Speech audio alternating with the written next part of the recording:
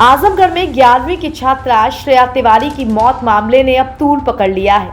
ये केस कितना बड़ा हो चुका है, इसका अंदाजा इसी बात से लगाया जा सकता है कि स्कूल की प्रिंसिपल और शिक्षक की गिरफ्तारी को लेकर CBSE school managers association Uttar Pradesh ने 8 अगस्त को सभी निजी विद्यालयों को बंद कर शिक्षकों को काली पट्टी बांध काम करने का ऐलान किया है। वहीं दूसरी तरफ इसकी प्रतिक्रिया में यूपी अभिभावक महासंघ इस निर्णय के विरोध में भी उतर आया है। लेकिन इन सब के बीच आइए आपको सुनवाते हैं जिस वक्त स्कूल की प्रिंसिपल और टीचर की गिरफ्तारी हुई थी तो उन्होंने क्या कहा था। जी, मैं क्लास टीचर हूँ और मैंने ही गार्जियन को फ़ोन किया था कि ताकि बच्ची जो है जो भी उसके पास मोबाइल मिला है तो गार्जियन आए और उस साक्ष्य को देखें कि बच्ची के साथ ये मोबाइल अनवांटेड तरीके से मिला है तो उसको समझेंगे तो गार्जियन अपना जो भी आगे निर्णय लेना होगा लेंगे। मैं क्लास टीचर था, मैंने क्लास टीचर के रूप में गार्जियन को फ़ोन किया और गार्जियन ने, उनकी मम्मी ने ये बोला कि मैं अपने छोटे बच्चे को सनबीम स्कूल से लेकर के जब आऊँगी तो मैं आकर के और फिर आप लोगों से मुलाकात करूँगी। और उसी 10 मिनट या 15 मिनट के अंतराल में बच्ची ने इस तरीके का डिसीजन ले लिया। लेकिन वहाँ तो गार्जियन ये कह रहे हैं कि हमको पहले हम यहीं हमारी दुकान है चौक पे, हमने कहा कि हम आ रहे हैं तो कहा नहीं आप गार्जियन जैसे माँ को भेजिए, फिर माँ को बताया गया कि नहीं फादर को भेजिए। आप लोग 1-1.5 घंटे गुमराह करते हैं। ऐसा कुछ नहीं है। जो 12:30 बजे के आसपास जब 6 पीरियड चल रही थी तो मैंने ही फ़ोन किया सबसे पहले जो है पिता को उनके। तो चूँकि लड़की ने रिक्वेस्ट ये किया, बच्ची ने खुद रिक्वेस्ट किया कि मेरे पिताजी को न बुलाया जाए, मेरी माताजी को बुलाया जाए। तो उस चीज़ को मतलब सिक्योर करने के लिए बच्ची है, माँ से ज़्यादा कंफर्टेबल रहेगी, पिता से कम कंफर्टेबल रहेगी। तो इस वजह से हमने ये डिसीजन लिया कि सर आप एक काम करिए, मम्मी का नंबर हो तो दे दीजिए, क्योंकि पिता का ही नंबर हमारे पास था। तो मैंने खुद उनसे बोला तो कहीं ठीक है आप ले लीजिए नंबर। तो नंबर लिया, फिर मैंने उनकी मम्मी से बात किया तो उनकी मम्मी बोली कि 1:30 बजे के बाद मैं बच्ची को लेके आ जाऊँगी, छोटे बच्चे को। तो अब उसी का इंतज़ार हम लोग कर रहे थे और उसके बाद मैं अपने क्लासेस में चला गया। 7th पीरियड चल रही थी, मैं पढ़ा रहा था और 10 से 15 मिनट का जो भी डिफरेंस हुआ उसी डिफरेंस में ये घटना। और उसके बाद 1-1.5 घंटा गुमराह करते कि बच्ची मर चुकी थी। आप लोग ऐसा कुछ नहीं है, कोई गुमराह नहीं किया है। मैटर यहाँ पे ये था कि बच्ची जब उसका एक्सीडेंट हुआ तो उसके साथ हॉस्पिटल ले जाएंगे। पहला काम तो ये है हमारा कि पहले हम उसको बचाने की कोशिश करेंगे ना।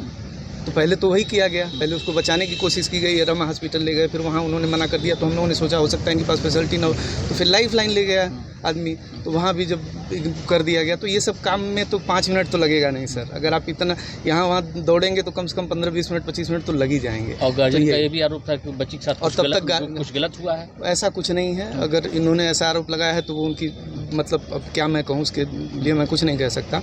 हाँ, चूँकि हॉस्पिटल ले जाते समय एम्बुलेंस में उसके कपड़े जो है फट गए थे, उसको फिर हम लोगों ने ढका। हमारा उद्देश्य यही था कि उसको सेफ रखा जाए और ऐसा कुछ नहीं है। अगर ऐसा सोच रहे हैं गार्जियन तो या तो कहीं किसी बहकावे में आए हैं या तो उनका उद्देश्य बदल गया हो या तो भ्रमित हो। अच्छा, जो भी हो, जो मोबाइल मिला या कुछ मिला तो आपने प्रबंधन को सूचना दिया था। ठीक है, आप लोग वहाँ मैनेजमेंट वो देख रहे हैं, आप लोग प्रशासनिक देख रहे हैं, लेकिन क्या प्रबंधन को जानकारी में विश्वास में लिया था? तुरंत कैसे प्रबंधन को, जैसे मोबाइल की जो चेकिंग होती है, रूटीन चेकिंग होती है, हर स्कूलों में होती है। ये कोई हमारे स्कूल में नहीं हो रहा है कि अब स्कूल में बच्चे मोबाइल ले आना किसी भी स्कूल में अलाउड नहीं होगा, सभी लोग जानते हैं। तो बस ये उद्देश्य था कि रूटीन चेकिंग में है, महीने में 15 दिन में कभी कभी ऐसे रूटीन चेकिंग हो जाती है। तो फ्राइडे को हुआ था, शुक्रवार को चेकिंग, उस दिन मैम अब्सेंट थी। तो अब हम कैसे डिसीजन लें, तो मैम से बात हुई तो मैम बोली हम सोमवार को आएंगे, फिर उस पर जो भी आगे कर। तो 2 दिन छुट्टी हो गई, शनिवार और रविवार। तो सब लोग अपने अपने काम में व्यस्त हो गए। तो 2 दिन तो किसी ने कुछ किया ही नहीं, कोई एक्टिविटी ही नहीं थी। जो भी हुआ वो सोमवार को हुआ। सोमवार को आने के बाद पहले वाइबा था। मैंने फर्स्ट पीरियड से, मैं खुद क्लास टीचर हूँ, मैंने वाइबा लिया फर्स्ट पीरियड में उस बच्ची का और अच्छे से उसने वाइबा दिया, कोई दिक्कत नहीं थी।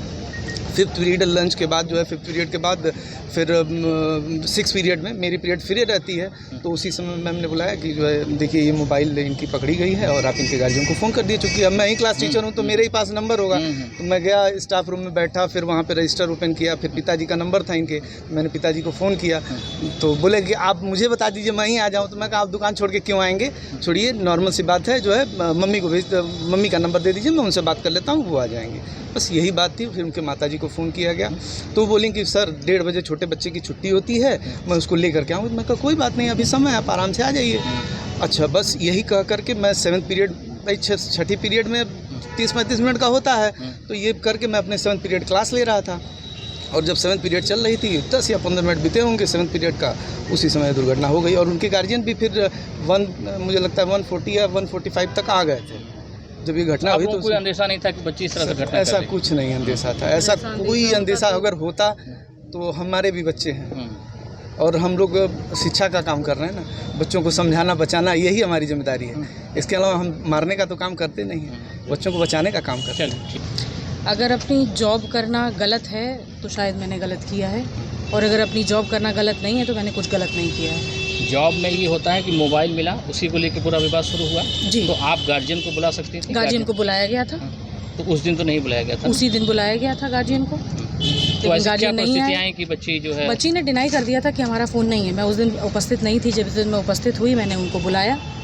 उनकी मम्मी ने ये बोला कि हमारा बच्चा सनबीम में पढ़ता है, 1:30 बजे छुट्टी होगी तो उसको लेके फिर मैं बच्ची को लेने आऊँगी। बस परिजनों का आरोप है कि लगातार 3 दिन तक टॉर्चर किया आपने उनको, बच्चों को। अब परिजन क्या कह रहे हैं मैं क्या बता सकती हूँ। मैं तो अपनी बात बताऊंगी कैसा हमारे यहाँ होता यहाँ है। तक कि 44 साल पहले का स्कूल चल रहा है, आज का स्कूल है हमारा।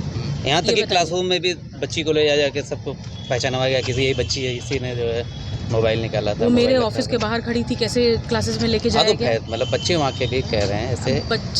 बच्चे ऐसे हमारे बहुत भी हैं, वो ये कह रहे हैं कि ऐसा कुछ भी नहीं हुआ है। तो अच्छा मैडम, एक सवाल ये बताइए कि इस पूरे मामले में पुलिस ने कहा है कि छात्रा आपके ऑफिस के बाहर घंटों खड़ी थी, अंदर गई, फिर आपके ऑफिस से निकलकर बाहर गई। आखिर अंदर ऐसा क्या हुआ था? आपसे किसी तरह के हाव तक हुआ था? किस तरीके की बात हुई? घंटों तो नहीं खड़ी रही, 15 से 20 मिनट मेरे ऑफिस के बाहर खड़ी रही। वजह क्या थी?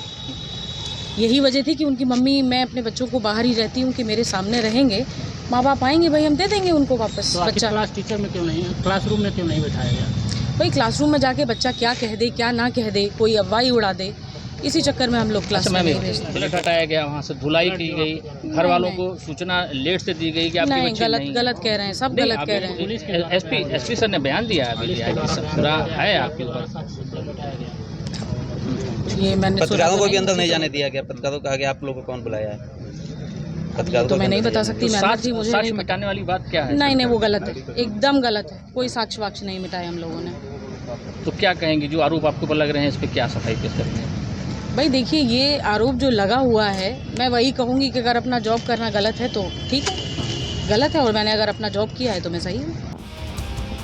सुना आपने स्कूल प्रिंसिपल का क्या कहना है। वो अभी भी अपने आप को बचाने में लगी हैं और छात्रा श्रेया तिवारी की मौत के साथ सहानुभूति बहुत ही कम रखती हैं।